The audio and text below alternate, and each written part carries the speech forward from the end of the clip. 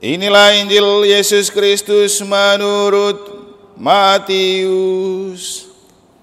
Dimuliakan Tuhan.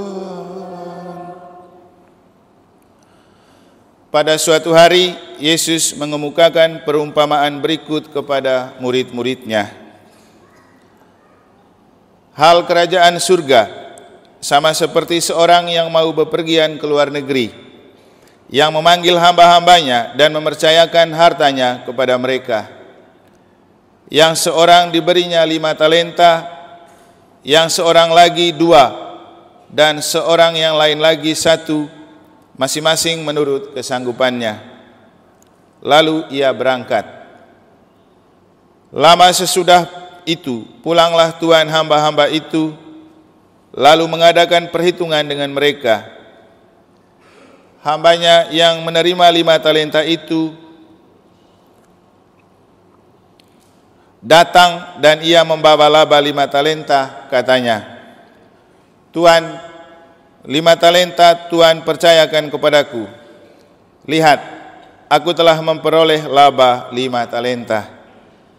Lalu kata tuannya itu kepadanya, "Baik sekali perbuatanmu itu, hai hambaku yang baik dan setia. Engkau telah setia memikul tanggung jawab dalam hal yang kecil, maka aku akan memberikan kepadamu tanggung jawab dalam hal yang besar. Masuklah dan turutlah dalam kebahagiaan Tuhan."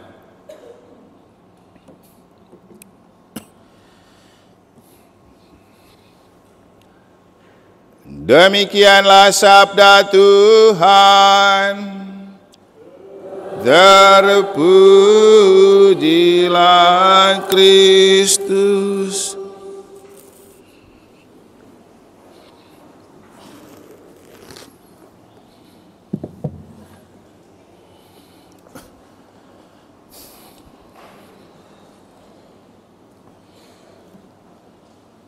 Para suster dan Bapak Ibu saudara-saudari, adik-adik dan anak-anak sekalian yang saya kasihi dalam Tuhan.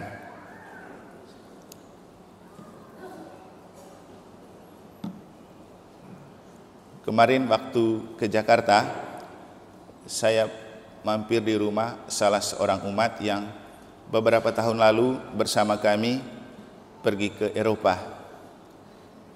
Keluarga ini punya anak yang sudah menikah 7 tahun, tapi belum juga dapat anak. Kemudian mereka lama sekali berusaha dan berjuang untuk mendapatkan anak, tetapi susah. Tibalah suatu saat mereka tidak pernah membayangkan akan mendapatkan anak, ternyata rahmat itu datang. Datangnya juga melalui cara yang tidak pernah dibayangkan. Mungkin di antara kita ada yang mengenal seorang menteri koordinator bidang kemartimiran, yaitu Luhut Binsar Panjaitan. Dia seorang Protestan. Dia punya anak yang teman dengan anak orang Katolik yang saya pergi. Ketika dia ke Roma, anaknya Luhut, dia berdoa di depan Bunda Maria, dan dia mengirimkan video apa yang dia doakan di depan Bunda Maria. Ternyata yang dia minta supaya Bunda kirimkan anak kepada teman saya yang sudah lama merindukan anak. Juga kalau bisa dikirimkan kepada saya. Apa yang terjadi? Setelah pulang doa dari sana, temannya dan dia kemudian mendapat karunia anak perempuan. Cerita ini bisa menjadi inspirasi untuk memaknai 3 hal yang dapat kita maknai dari 3 bacaan suci yang telah kita dengar. Pertama, apa yang disampaikan oleh kitab Amsal tentang istri yang cakap. Minggu lalu kita belajar dari gadis yang bijaksana dan gadis yang bodoh, dan kali ini kita coba memaknai apa arti dari gadis yang cakap, apa arti dari istri yang cakap dari yang disampaikan oleh kitab Amsal. Istri yang cakap itu istri yang taat kepada Tuhan, tahu mengurus suami, tahu menempatkan diri, apa yang perlu dia lakukan sebagai seorang istri. Yang pasti istri yang cakap adalah istri yang tahu kalau dia adalah ibu rumah tangga. Maka hal yang utama dan pertama adalah tanggung jawab untuk menjaga keluarga dalam dekapan kasih Tuhan. Anak dari Pak Luhut telah memberikan contoh, walaupun bukan Katolik, dia telah memberikan contoh menjadi istri yang cakap, yang terus berjuang dan berharap sambil berdoa. Dan bahkan terakhir dia berdoa di depan Bunda Maria. Orang Protestan kan tidak percaya kepada Bunda Maria.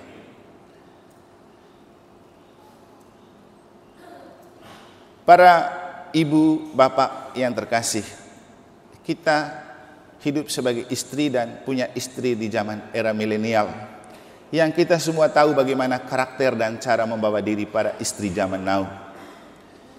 Mungkin menonton sinetron jauh lebih berharga daripada mengurusi suami dan anak. Mungkin jalan-jalan jauh lebih berharga daripada berjalan bersama suami dan anak pergi ke gereja. Hari ini kita punya ibu-ibu WKRI malah pergi ziarah. Kalau istri yang cakap itu hari ini tidak perlu pergi ziarah, temani suami atau anak ke gereja. Tapi karena lebih memilih jalan, walaupun judulnya ziarah, tapi namanya saja jalan-jalan kan. Semoga mereka pulang jadi istri yang cakap. Jadi menjadi istri yang cakap itu juga mencakup para suami dan kita semua. Bagaimana menjadi seorang pribadi yang cakap dengan tidak pernah melupakan Tuhan, terus bekerja, terus berjuang, dan membawa semua pekerjaan dan perjuangan itu dalam doa. Kita sehebat apapun tidak akan tangguh dan kuat kalau tidak disertai oleh hidup rohani yang mantap. Kemarin juga saya sempat bertemu dengan seorang teman saya, mereka yang menyekolahkan Romo Beni Susityo mereka dulu. Dia kerja di Yayasan Canisius. Dia punya besan itu Cipta Lesmana. Kita tahu kan Cipta Lesmana itu bagaimana kalau dia berbicara di depan publik.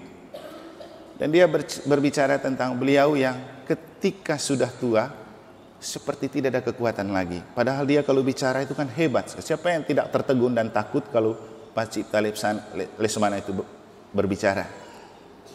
Satu kali ketika dia pergi ziarah ke Meksiko di Gua Guadalupe, di situ dia mendapat serangan sakit, stroke, lalu dia pulang dan dia kecewa. Kenapa ketika pergi ke sana malah dia diserang? Lalu besannya itu komentar, inilah Romo kalau orang hidup tidak mengandalkan iman. Diterpa sedikit langsung down. Iya, iman itu penting. Justru ketika kita diterpa oleh masalah yang tak pernah kita bayangkan, kita tetap tangguh, kuat, dan tetap berharap bahwa Tuhan terus bekerja bersama kita. Kalau kita tidak percaya itu, maka kita akan drop dan kita cepat putus asa. Walaupun kita hebat bagaimanapun saat kita masih muda, masalahnya kita akan tua.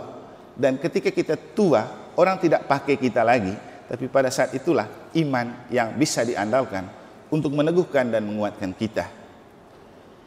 Maka hal kedua yang dapat kita maknai, bagaimana kita berjaga-jaga dan tidak perlu takut ketika saat itu datang. Dalam Injil minggu lalu kita diingatkan bahwa kita berjaga-jaga dengan cara berpikir antisipatif, bertindak preventif. Nah, hari ini Santo Paulus menegaskan kepada kita untuk selain berpikir alternatif dan bertindak preventif, satu hal lain yang perlu adalah iman. Iman yang percaya bahwa kita ini anak-anak terang. Kita bukan anak-anak kegelapan. Dan karena anak-anak terang, Tuhan selalu menerangi kita untuk tidak takut. Kapan saja kerajaan Allah itu datang dan menjemput, kita sudah siap. Karena kita selalu berjalan bersama terang. Ketika kita dibaptis, kan minggu lalu ada pembaptisan, kita diterangi oleh cahaya Kristus lewat lilin Paskah. Dan kepada Bapak Mama Saksi diberikan mandat, terimalah lilin ini, simbol Kristus yang bangkit, jagalah anak ini untuk bertumbuh dan berkembang dalam terang Kristus. Maksudnya supaya saat ajal itu datang atau ketika kita diterpa oleh masalah yang tak pernah kita bayangkan, kita tetap enjoy, kita tetap kuat, kita tahan banting, kita tahan uji, Karena kita percaya terang Tuhan selalu bekerja di dalam diri kita. Maka Bapak Ibu, hal ketiga yang mungkin kita maknai, bagaimana memaknai kerajaan Allah yang memang tidak ada di dunia. Kita ini percaya kepada Tuhan yang kerajaannya tidak ada di dunia. Kerajaan Tuhan itu ada di surga. Dan itulah yang membuat kita setiap kali berdoa, Bapa kami, datanglah kerajaan-Mu. Karena kerajaan Allah itu tidak ada di dunia. Kita perlu meminta untuk didatangkan. Dan seluruh perjuangan hidup kita di dunia, kalau kita percaya adalah kita ini ciptaan Tuhan, akan terarah dan kembali kepada kerajaan Allah. Maka dalam misa penguburan mamanya Ibu Retno, saya bilang apa? Mari hidup untuk menginvestasi kerajaan Allah. Hidup untuk menginvestasi surga. Itulah cara berjaga-jaga terbaik. Dan ketika Yesus menyampaikan perumpamaan tentang seorang yang diberikan talenta, ini kan bacaan yang singkat tadi, ada yang lebih panjang. Maknanya untuk kita adalah bagaimana kita memanfaatkan potensi, talenta, dan kekuatan yang Tuhan anugerahkan kepada kita untuk mengembangkan kerajaan Allah dan menghadirkan kerajaan Allah. Maka kita yang sudah dibaptis itu adalah agen-agen kerajaan Allah di dunia ini untuk membuat kerajaan Allah yang tidak ada di dunia selalu tampak kepada dunia. Kita tahu definisi gereja itu kan sebagai sakramen Kristus, tanda konkret dari kehadiran Allah yang ada di dunia. Makanya gereja itu punya ajaran Lumen Gentium, Ad Gentes, ajaran-ajaran yang menunjukkan bagaimana Tuhan hadir di dalam dunia melalui gereja. Mengapa kemudian saya selalu mengajak kita untuk mari menjadi anggota gereja yang benar, yang betul menampakkan terang Kristus kepada dunia, untuk kita bisa menjadi terang dan garam dunia. Jadi orang Katolik yang berbobot, yang berkualitas, jangan asal Katolik. Karena Katolik selalu diidentikan dengan ajaran cinta kasih. Maka kalau kita menjadi orang Katolik dan terus bermusuhan, bertengkar, menjelek-jelekan dan merusakkan citra orang lain, maka itu bohong Katolik. Dan itu tidak menghadirkan kerajaan Allah. Karena kerajaan Allah itu selalu berbuah. Buah-buah roh. Kasih, sukacita, damai sejahtera, kelemah lembutan, penguasaan diri, kerendahan hati, dan lain-lain. Ada satu pesan dari Monsinyur Agustinus Agus, Uskup Agung Pontianak, waktu dia memberikan wejangan kepada kami para pengurus Unio Indonesia. Unio nomor 1 harus menjaga persaudaraan, dan itulah tugas kamu. Di antara 2000-an imam yang ada di Indonesia, jangan lupa bersaudara. Dan sikap yang perlu untuk memelihara persaudaraan cuma ada 2. Yang pertama rendah hati, kedua pengorbanan. Jangan berpikir tentang pengorbanan yang tinggi-tinggi, tapi ketika kamu bertemu teman, kamu traktir dia minum bir, itu adalah sebuah pengorbanan yang hebat. Yang penting dengan itu kamu makin bersaudara dan semakin berjalan bersama sebagai saudara. Bapak Ibu, jangan membayangkan kerajaan Allah di surga yang terlalu jauh. Nanti kita menuju ke sana. Yang paling penting bagaimana kita menghadirkan kerajaan Allah di dunia ini, menghidupkan kerajaan Allah di dunia ini dengan bakat, talenta, potensi, dan apapun yang Tuhan telah berikan kepada kita. Maka mengembangkan talenta, mempertanggungjawabkan kepercayaan Tuhan yang Tuhan berikan kepada kita adalah cara kita hidup dan menghidupkan kerajaan Allah. Semoga Tuhan memberkati.